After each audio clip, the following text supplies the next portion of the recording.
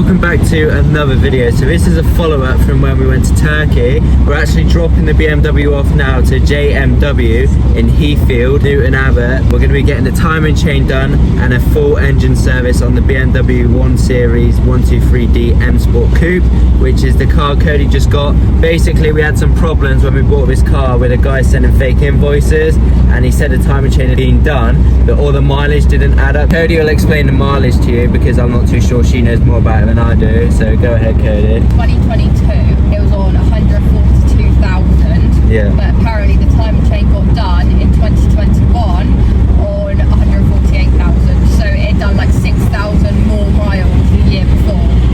So basically, none of it made sense. So we're doing it as a precaution. It may have been done, yeah, but we don't know for sure. I very much doubt. It does sound pretty rattly, the engine. I'll put a video here now.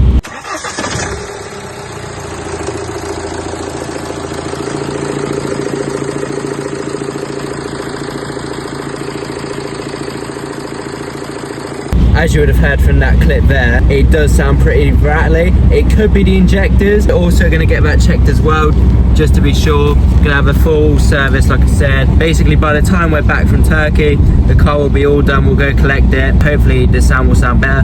Maybe it's because of the age of the car, but my brother's got the same twin turbo engine in his car, and it sounds sweet as a nut, whereas this sounds a bit more rattly and a bit more, I don't know how to explain, like a bit more shaky, I guess you could call it. But Cody has had a remap to 285 brake, and she has had a straight through exhaust on the downpipe, still the same, but Curtis's car, the other 1 Series hatchback, this is the saloon, and the hatchback just sounds so much quieter, but it doesn't have an exhaust on. Maybe it's the exhaust, I don't know, but it does sound very rattly. But we're going to be getting all that fixed today, hopefully, so by the time we're back, it should be all good. And I'll see you all back when we arrive back in the UK. We're leaving the UK now, obviously, but we'll be back and we'll be collecting the car, and I can't wait to get it done as a precaution because it's just so dodgy not knowing what's going to happen to your car. So fingers crossed we actually make it to Heathfield and it doesn't blow up. It should be all good. But this is just, like I said, a precaution thing because we don't know for sure if it's been done, and we don't want to risk the timing chain snapping and the whole engine blowing, and then we won't be able to fix it. So it will have to be an engine rebuild or an engine replacement if that does happen, which we don't want because that's going to cost a lot more than just getting the chain done. We'll see you all when we're back in the UK to collect the car.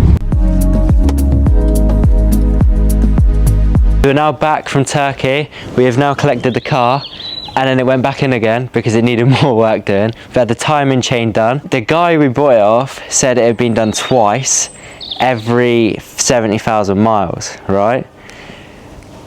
It's a genuine BMW chain. When they took the engine out, it's done 158,000 miles and it's never had a chain replaced. So we have bought a car that's never had a chain replaced somehow on a 1 Series as well. So props to that, because normally they snap on a 1 Series. It's lasted 158,000 miles on 1 chain. It's a diesel M Sport 123D, and it has lasted, a chain on a 1 Series has lasted that long. That's ridiculous. But we've got it back now. There is a couple more things. Obviously, it's had the engine out, it's had the timing chain done, it's had all new oil filters and tensioners, all stuff like that that you'd have done, and a full engine service when you get your chain done. Anyway, when we got back, the swirl flaps had a leak between the pipe and the turbo, and it's been dripping, not massively but enough to cause an issue, and soon enough there would have been a light come up on the dash. So we went and took that back in. On the back, the rear discs were warped or scorched, I can't remember which one it was, but either way they were binding, so we needed new brake discs and pads. Calipers weren't seized, so that was a bonus, and the suspension was lowered on this. As you can see now, it's raised, it's on standard springs again. Now, it doesn't look the best, I'm not too happy with it to be fair, but it's better than what was on this car. So on this car, Cody didn't get a photo annoyingly, but it doesn't matter. Instead of grinding the disc down, they were the standard springs like they were, they've grinded them down. No, sorry, they didn't grind them down because you can't grind them on the BMW because there's no point where you can do it to be able to match it up with what it would have been from OEM. So they've literally got a heat gun or blowtorch, heat wrapped it, so they've got it really tight. I'll draw a picture on screen now. So the spring has gone down without grinding it. They've heated it and squashed it down. We'll just go bang, and it's going straight through that back end. So that was getting sorted immediately. I didn't want Cody driving a car that's pretty much a banger. So we've had that done. The fan and intercooler were seized on and they were rusty, so it had its day, so that's been replaced as well. Whilst the engine was out because of the swirl flaps and stuff, we had it remapped. The guy also said it had been remapped to bought it off. Another load of, well, it had been remapped, but it wasn't pushing what it was meant to be pushing. He said it was doing 285 horsepower. It wasn't. So we've had it remapped now to 253 horsepower. So that is now 253 horsepower, not 285. So in the last video, that's pretty much a lie now because I was misled. So it's 253, not 285. Because we've just had it retuned. I'm going to show you the paperwork now of what we've had done, but this is the car back. Obviously filthy.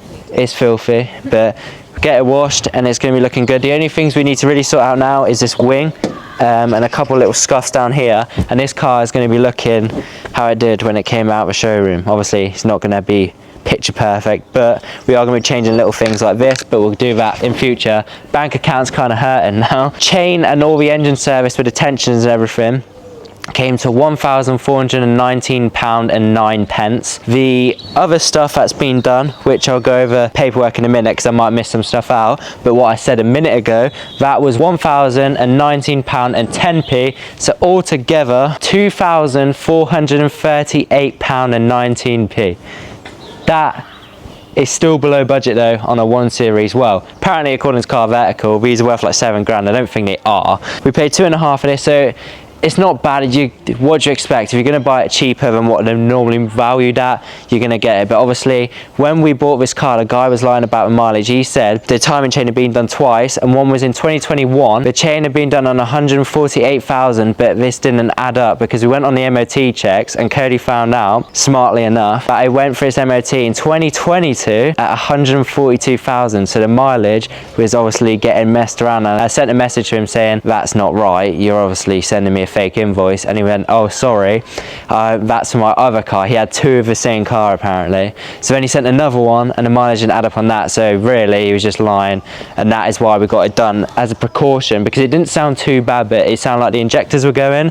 They were seized in, funnily enough, when they took the engine apart and gave it a health check. So we're glad we got it done, considering he said it had been done, but it obviously hadn't. It was on 158,000. So it was very lucky, because at any minute that could have gone because it was way past its due date.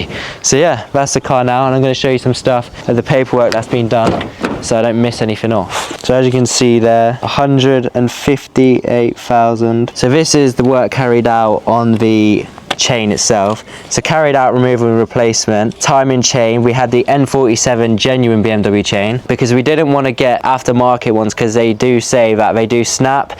One only done 10,000 miles and snapped, and considering this BMW had a genuine chain from start to now and lasted this long, gives me high hopes that this one, fingers crossed, will last as long. But anyway, carrying on, genuine BMW chain and components. So it had all relevant gaskets, seals and fluids replaced, tested, all okay. Genuine BMW components again, 3 chains, 4 guides, 2 tensioners, 2 sprockets, 1 rear main oil seal, 1 oil filter, cam cover gasket, dipstick O-ring, fuel pump sprocket bolt, ×1 oil pump socket bolt. It had the 5W30 BMW specification oil, which is LL04, and flywheel bolt kit and breather pipe, which is the genuine BMW component on the breather pipe. Same with the kit. That is the price there. The amount is 600. The rate is 60, which is actually really good for a BMW specialist. So go to JMW if you want your BMW stuff doing, because he's a really sound guy. That is all this stuff here. It's used Shell Helix motor oils, which is good. Inside here, that's the VAT and all that stuff. But this was the healthcare check. So this is before we had the other stuff done. So 1 Series coupe. So this is the healthcare check that you get. Wheels and tyres. The near side front was green. The depth of the tyre depth was 5. Front 5. Really, that's just tyres. We're not really bothered about that. But obviously it's good to know. pads and disc, rear brakes binding, front disc lip corroded, so obviously that needed doing. The cylinder servo fluid was good, engine oil level was good, water oil fluids not good because obviously it had the leak between the turbo and the swell flaps. Alternator belt and battery cond was good. Going back to the water oil and fluid leak, swell flap leaking and the breather pipe leaking, so that needed doing. Down to the exhaust, that was on amber. Exhaust has been tampered with, silencer delete. Steering and suspension, plating near side right, top arm, rear coil springs damaged because obviously they heat warped it, and drive shaft oil leaks, under trays missing. So we've got no under trays on this car, so it might be worth getting some in the future, but it's not a biggie. Lights and electrics, mandatory lights good, horn and wiper washers good. Other items, brake clutch and trans was good. Engine noise / smoke, radiator corroded, hence why we had to get the new radiator and fans. Door locks were good and glass mirror was good. So that is the first one out of the way. A lot to it. I'm also putting this out here, so if I ever do sell a car and lose the history like the other guy did, then we've got something to go from. But here it is again. This was removed and replaced coil springs removed and replaced disc and pads. The wheels are removed to expose the brake assembly. The hub surface is cleaned of rust and debris to ensure proper seating of the new parts. Wear sensor replaced, adjusted handbrake. The wheels are reinstalled and torqued to the manufacturer's specifications. The technician performs a road test to ensure all systems are functioning correctly, which we all know. Tested all okay, so that was good. So rear brake disc, rear brake pads, brake pad wear sensor, carried out swell flap solution, which was all okay apparently. Swell flap rectification kit was non-genuine. Carried out software enhancement, which was a remap on stage 1, which is now 253 horsepower. And there is a total cost down there. So that is all the components and the main price. The VAT, which is 20%, £169.86p. VAT. So that is finally some history in the BMW manual, which he somehow had but had no history for the rest of the car. In other words, he was just trying to get a good sale because he knew it was a load of crap. BMW, finally healthy. So now we can actually get onto good bits of the car and start modifying it. In the next video, we may have something to put on this car, but you never know. We've got other stuff to do on the Subaru and plenty more things to come. So thanks for watching this video. Don't forget to like and subscribe if you want to see this car get modified, and I'll see you all in the next one. And this is the BMW, if you're wondering, which I'm pretty sure I've already shown, but I can't remember. I filmed it like a week ago. But yeah, I will see you all in the next one.